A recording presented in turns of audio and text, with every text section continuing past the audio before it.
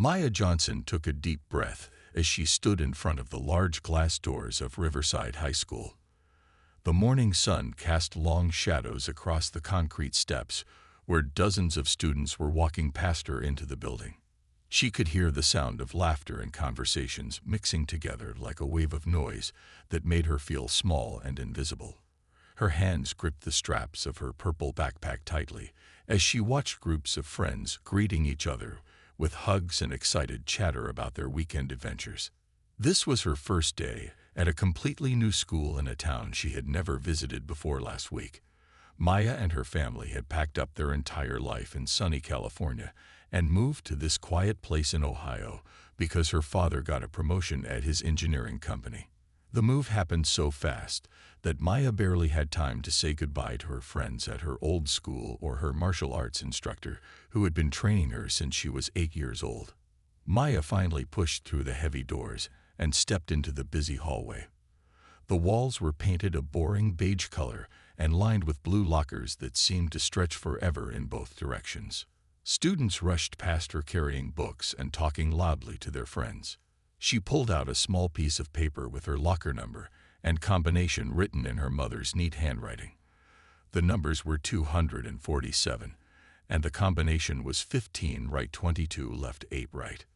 Walking down the hallway felt like being in a movie where everyone else knew their lines, but Maya was still reading the script. She passed groups of students who had clearly known each other for years. There were tall boys wearing Letterman jackets who looked like they played football or basketball.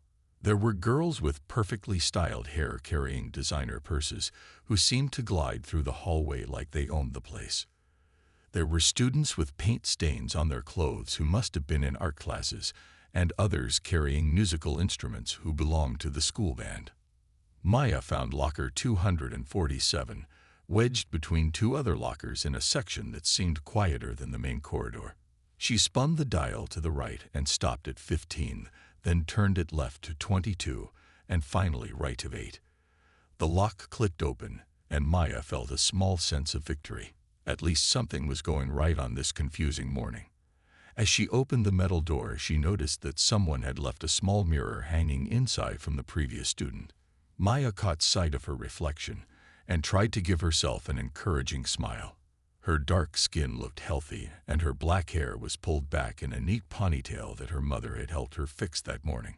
She was wearing a simple blue t-shirt and jeans that made her feel comfortable and confident.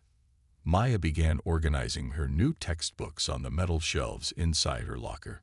She had already received her class schedule from the main office and knew that her first period was English with Mrs. Henderson in room 204. Her second period was biology with Mr. Chen in room 118. After that, she had algebra with Ms. Rodriguez, and then lunch in the cafeteria before afternoon classes. While she was arranging her supplies, Maya became aware that she was being watched. She turned slightly and saw a group of 4 students standing near the water fountain about 20 feet away. They were looking in her direction and talking quietly among themselves. One of them was a tall boy with brown hair who seemed to be the leader of the group. Next to him stood a girl with blonde hair who kept glancing at Maya and then whispering something to the others. Maya tried to ignore the attention and focused on getting ready for her first class. She had learned from moving schools before that the first few days were always awkward until she found her place and made new friends. What she did not know was that her 8 years of karate training and the black belt she had earned just 6 months ago would soon become the most important part of her education at Riverside High School. Maya carried her lunch tray across the crowded cafeteria looking for an empty seat. The large room buzzed with conversations and the sound of plastic chairs scraping against the tile floor. She had made it through her first 3 classes without any major problems, but lunchtime felt like the biggest challenge yet. This was when students really showed their social groups, and Maya knew she was completely on her own. The cafeteria was divided into invisible territories that every student seemed to understand except her. Near the windows sat a table full of students wearing sports uniforms and Letterman jackets. Their voices were loud and confident as they talked about weekend games and upcoming practices. At another table, she saw students with paint under their fingernails and creative clothing styles who must have been from the art department. There was a quiet corner where students sat reading books while they ate and barely spoke to each other. Maya finally found an empty table near the back wall and sat down with her turkey sandwich and apple juice. From this spot, she could observe the entire cafeteria without drawing too much attention to herself. She opened her sandwich and tried to eat while watching the social dynamics play out around her like a nature documentary about teenage behavior. That was when she first got a clear look at the group that had been watching her at the lockers that morning. They sat at a large round table right in the center of the cafeteria like they were holding court. The tall boy with brown hair was clearly the leader of this group. He sat with his chair pushed back from the table and his arms crossed over his chest. Maya could see that other students walking past their table would glance over nervously and then quickly look away.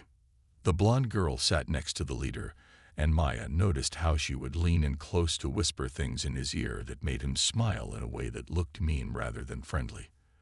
There were two other boys at the table who seemed to follow everything the leader did. When he laughed, they laughed. When he pointed at something, they looked in that direction. When he stood up, they stood up too.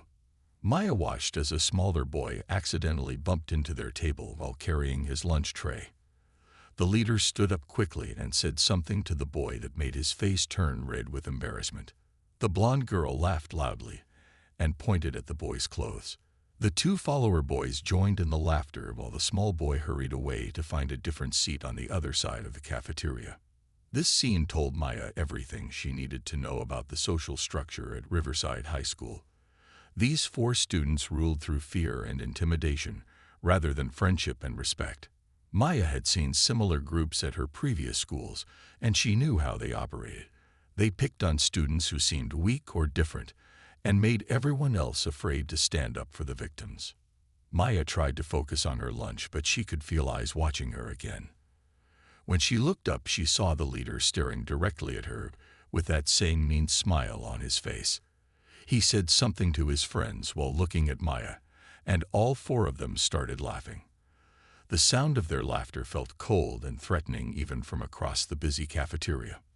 The blonde girl pulled out her phone and appeared to be taking pictures in Maya's direction. Maya felt her stomach tighten with a familiar feeling. She remembered from other schools when certain students decided to make her their target. She had hoped that moving to a smaller town might mean less drama and fewer bullies, but it seemed like every school had students who enjoyed making others feel afraid and unwelcome. Maya finished her sandwich quickly and gathered her things to leave the cafeteria early. As she walked past their table, the leader spoke loud enough for her to hear. "Welcome to Riverside High, new girl. Hope you enjoy your stay here." His friends laughed again, and Maya kept walking without looking back.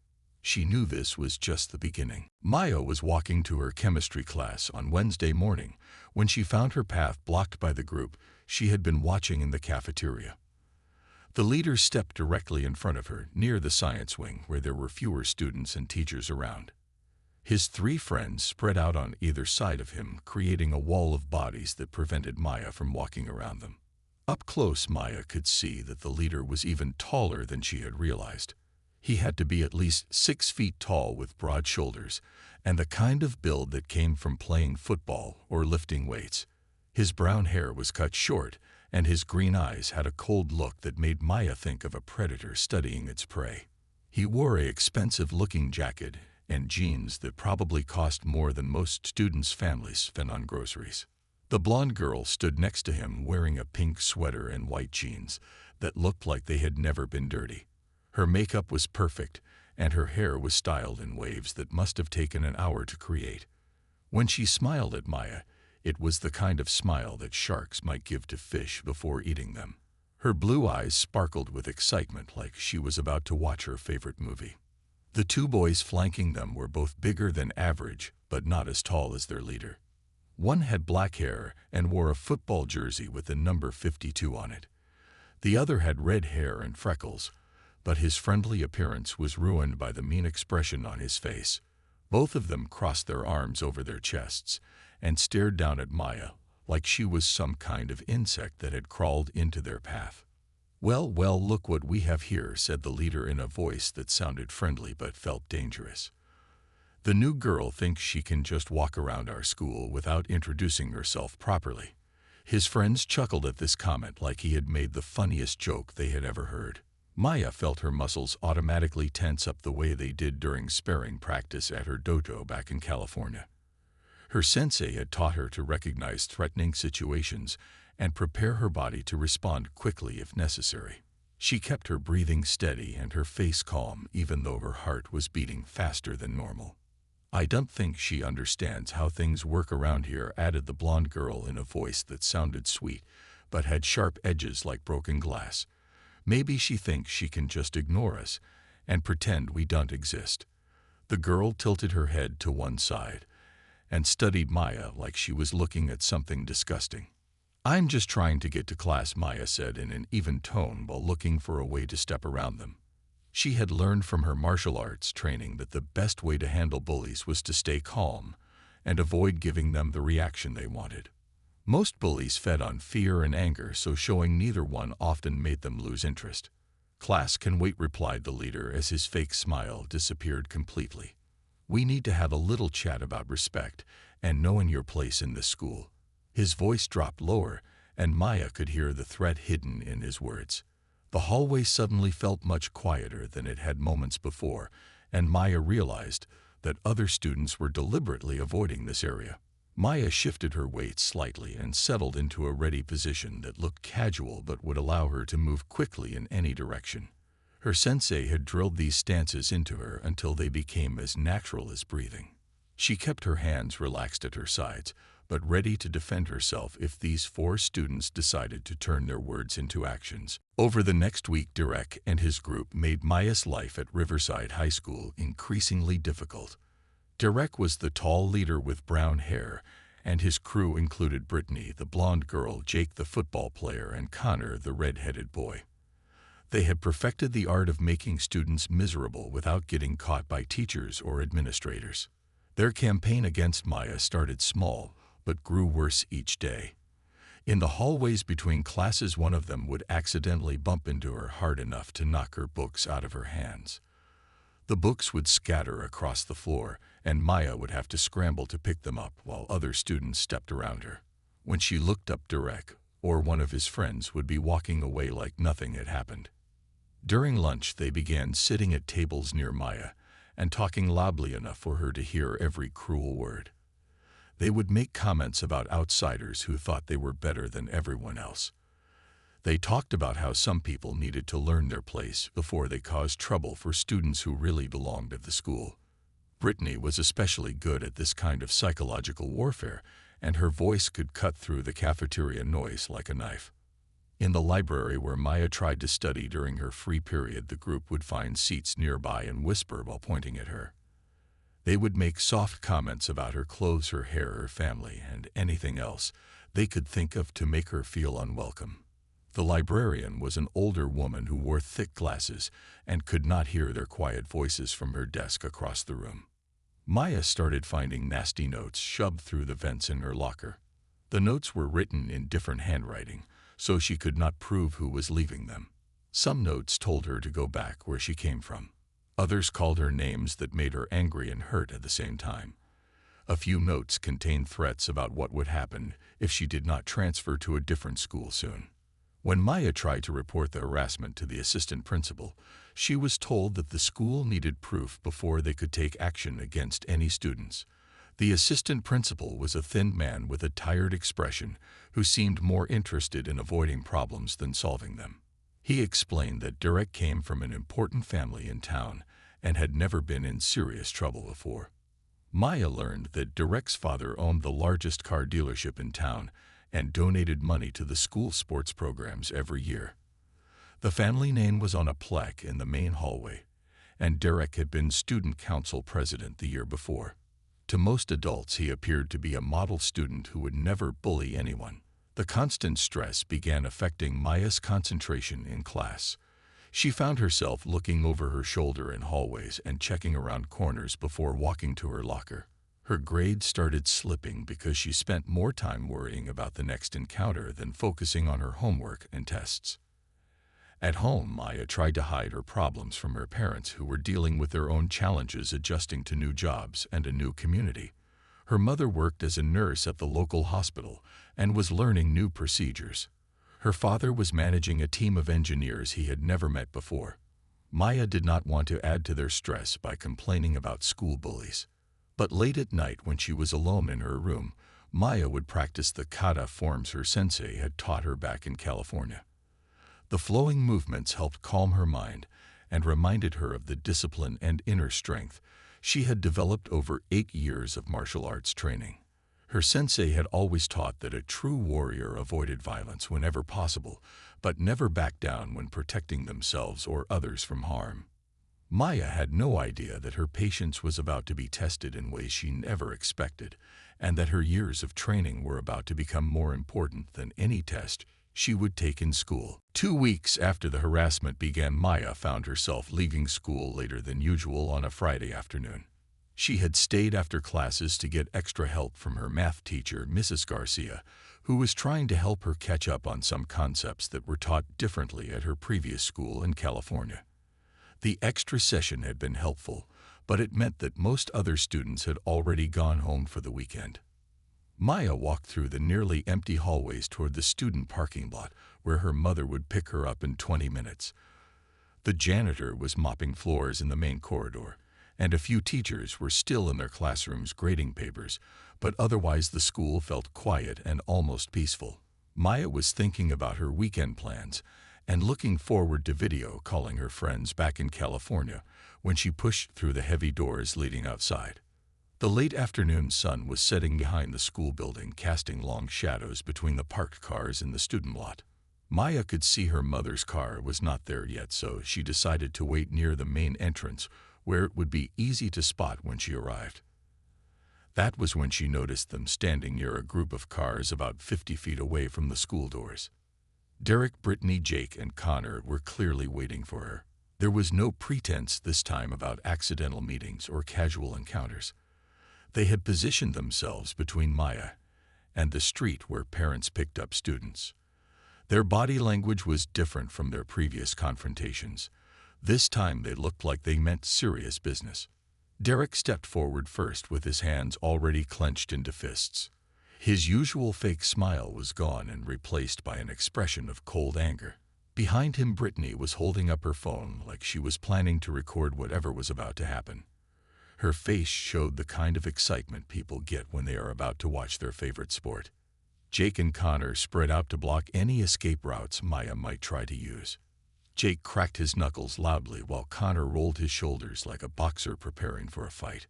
Both boys were bigger than Maya and probably outweighed her by 60 or 70 pounds each. To most people, the situation would have looked hopeless. "We've been way too nice to you," said Derek as he took another step closer. His voice was steady and confident, like someone who had never lost a fight before. "Maybe you need a more direct lesson about how things work around here. Nobody disrespects us and just walks away like nothing happened." Maya felt the familiar calmness that always came over her during sparring sessions at her dojo back home.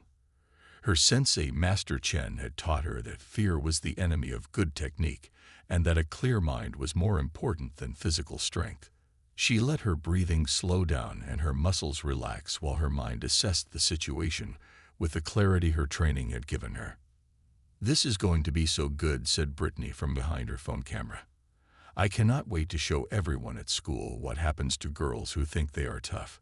Her voice was filled with anticipation, like she was about to watch the most entertaining movie ever made. Maya shifted her weight slightly, settling into a ready stance that looked casual to untrained eyes, but positioned her perfectly for whatever might come next.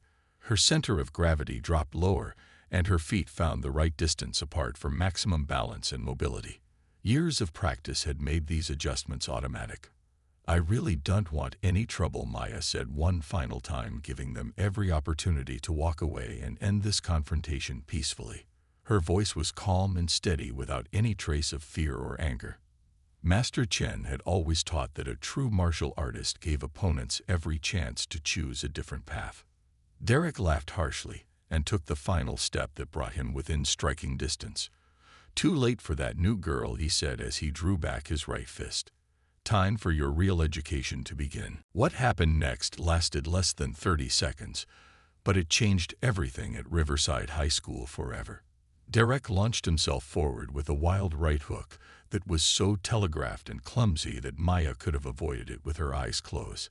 Her 8 years of martial arts training had taught her to read body language, and Derek might as well have announced his punch with a megaphone. Maya stepped to her left and slightly forward, using Derek's own momentum against him as she grabbed his extended arm and executed a perfect hip throw called ogoshi. Derek flew through the air and landed hard on the asphalt parking lot with a sound like a bag of cement hitting the ground. The impact knocked the wind out of him and left him gasping and confused about how he had ended up on his back. Before Jake could process what had just happened to his leader, Maya had already turned to face him. Jake was bigger and stronger than Derek, but he was also slower and less coordinated.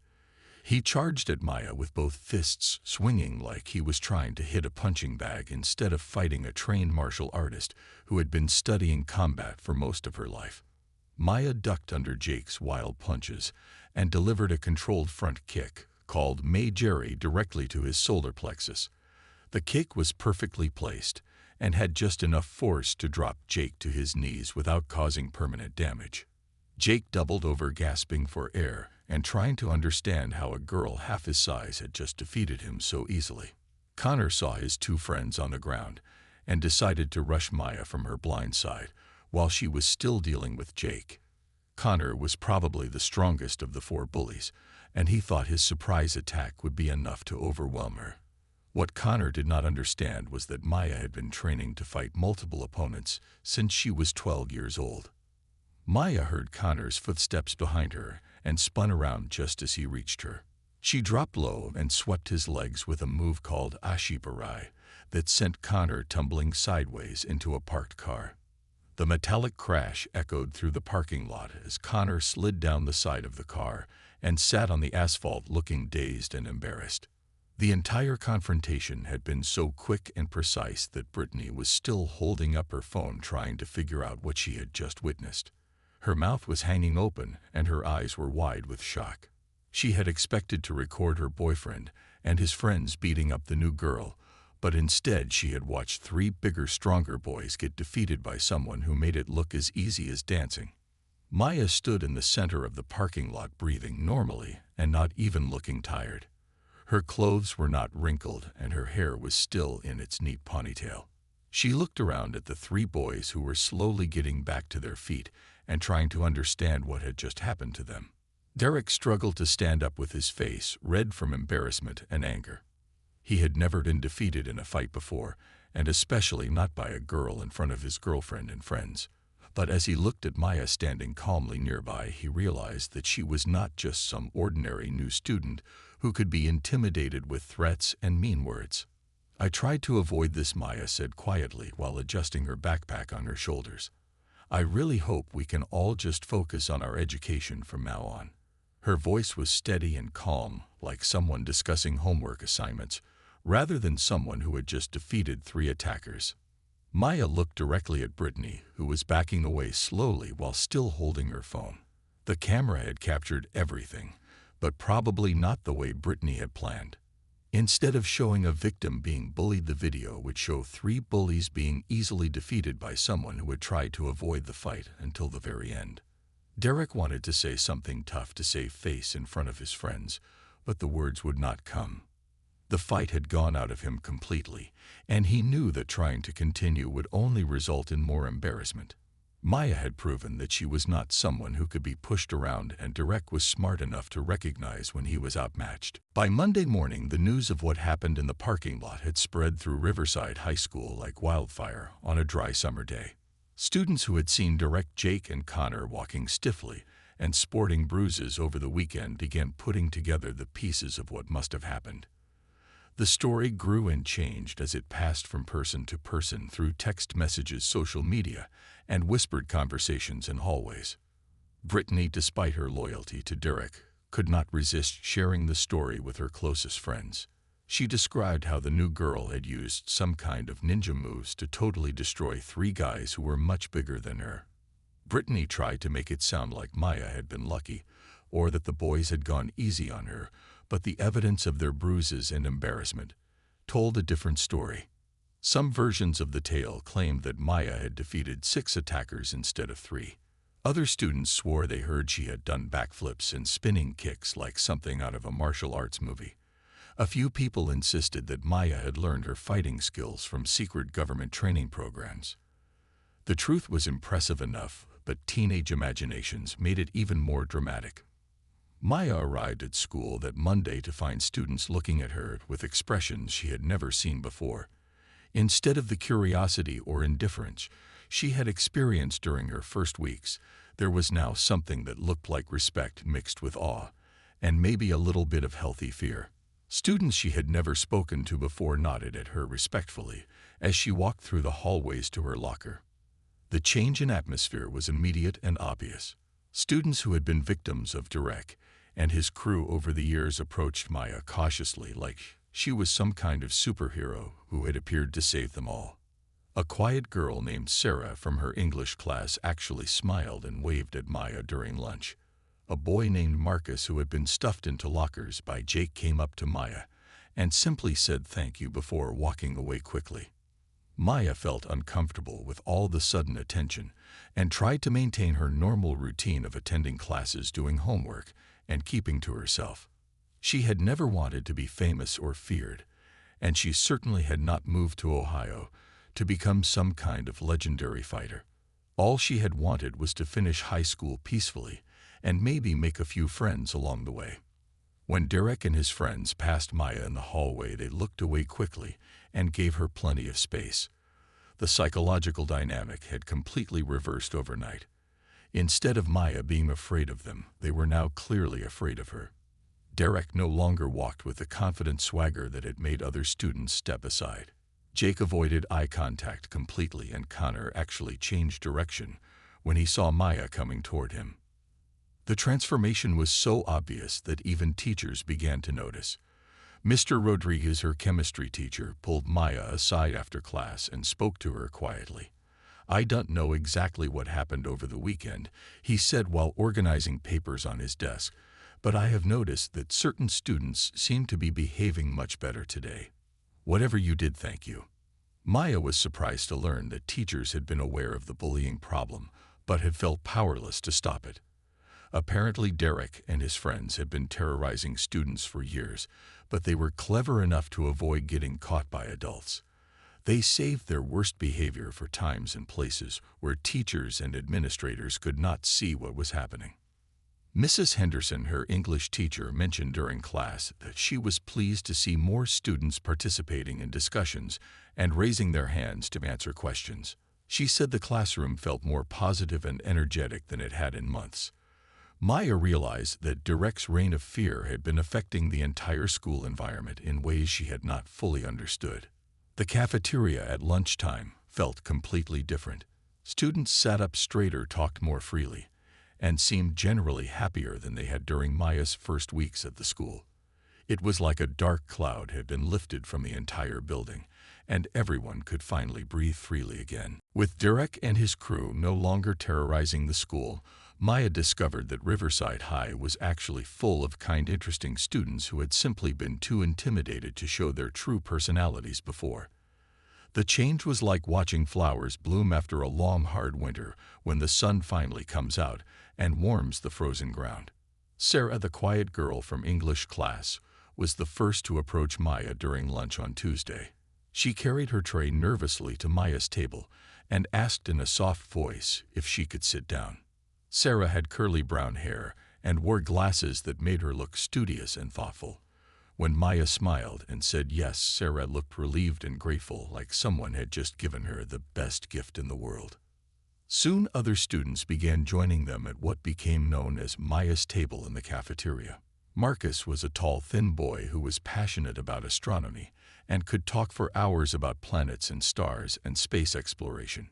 He had been one of Derek's favorite targets because he was smart and different, but now he talked openly about his dreams of becoming an astrophysicist. Jennifer was a girl with short black hair who wrote poetry in a small notebook she carried everywhere. She had been afraid to share her writing before, because Brittany and her friends would mock anything they considered weird or artistic. Now Jennifer read her poems aloud during lunch, and her words were beautiful and moving in ways that surprised everyone who listened. David was a quiet boy who had been building robots in his garage since middle school, but had been too afraid to join the robotics club because Derek used to call engineering students nerds and losers. David brought one of his small robots to lunch one day and demonstrated how it could follow voice commands and navigate around obstacles on the cafeteria table. Maya learned that all of these students had been living like shadows in the hallways, keeping their heads down and trying to avoid attention from Derek and his friends. They had hidden their interests, their talents, and their personalities because being different or special made them targets for bullying and harassment. Now they were emerging like butterflies from cocoons, showing the world who they really were underneath the fear. As Maya shared stories about her martial arts training, her new friends listened with fascination and respect. She explained that she had started karate when she was 8 years old, not because she wanted to hurt people, but because her parents thought it would teach her discipline and confidence. Her sensei, Master Chen, had always emphasized that martial arts was about protecting yourself and others, not about showing off or fighting for fun. Maya began teaching her friends basic self-defense techniques during lunch breaks in an empty classroom that Mr. Rodriguez let them use. She showed them how to stand with better balance, how to break free if someone grabbed their arm, and how to project confidence through body language and posture. Most importantly, she taught them that the goal was always to avoid fights and only use physical techniques as a last resort. The group started meeting after school in the empty gymnasium where Maya served as an informal instructor. She taught them simple kata forms that helped with balance and coordination. She showed them breathing exercises that could help them stay calm under pressure. She explained how martial arts training was as much about mental discipline as it was about physical techniques. Word of these after-school sessions spread, and more students began asking if they could join. Maya was amazed to discover how many of her classmates were interested in learning self-defense and building confidence. Students who had been invisible before were now standing taller, walking with more purpose, and speaking up in classes where they had been silent for years. The transformation went beyond just physical techniques. Maya noticed that her friends were making better grades because they could concentrate without constantly worrying about being harassed. They were joining clubs and activities they had been afraid to try before. They were forming friendships across social groups that had seemed impossible to bridge just weeks earlier. Maya realized that her sensei back in California had been teaching her something more important than just fighting techniques. Master Chen had been showing her how to be a leader and how one person with courage and skill could make a positive difference in the lives of many others. The lessons she had learned in the dojo were now helping her classmates discover their own strength and potential. 3 months after the parking lot confrontation, Riverside High School had transformed into a completely different environment from the place Maya had first entered as a nervous new student. The hallways that had once felt tense and dangerous now buzzed with positive energy and genuine friendship. Students walked with confidence and spoke freely without constantly looking over their shoulders in fear. Derek and his friends had either transferred to other schools or simply faded into the background of student life, like shadows disappearing when bright lights are turned on. Derek himself had become a quiet, unremarkable student who kept his head down and avoided drawing attention to himself. Jake had actually joined the wrestling team where his size and strength were channeled into something positive and competitive rather than bullying weaker students. Connor surprised everyone by discovering a talent for art and spending his free time in the art room working on paintings and sculptures.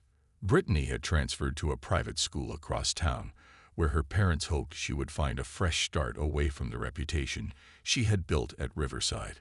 The toxic dynamic they had created was gone completely, and no other group had stepped in to fill the vacuum of fear they had left behind. Maya's informal martial arts group had grown to include over 20 students, and the school administration had officially recognized it as a club, with Maya serving as the student instructor. Principal Williams, who had initially been skeptical of Maya's reports about bullying, now praised her leadership and the positive changes that had swept through the entire school community. The club met 3 times a week in the gymnasium after regular classes ended. Maya taught basic self-defense techniques, meditation and breathing exercises, and the philosophical aspects of martial arts that emphasized respect, discipline, and using strength to protect rather than to harm others. Students of all ages and backgrounds joined the group, including some who had never been athletic before. The impact went far beyond just the club members. Students throughout the school had developed a new confidence and sense of community that affected every aspect of school life. Participation in other clubs and activities had increased dramatically.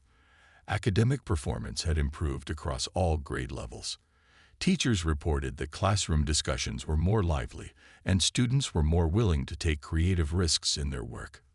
Maya noticed that students who had once walked the hallways with their heads down now made eye contact and smiled at their classmates. The cafeteria that had once been divided into rigid social territories now saw students mixing freely across traditional boundaries. Athletes sat with artists who sat with honor students who sat with kids from the automotive shop classes. The transformation had caught the attention of the local newspaper, which wrote an article about the positive changes at Riverside High School. Maya was embarrassed by the attention but proud of what her classmates had accomplished. The article focused not on the fight that had started everything, but on the leadership and community building that had followed.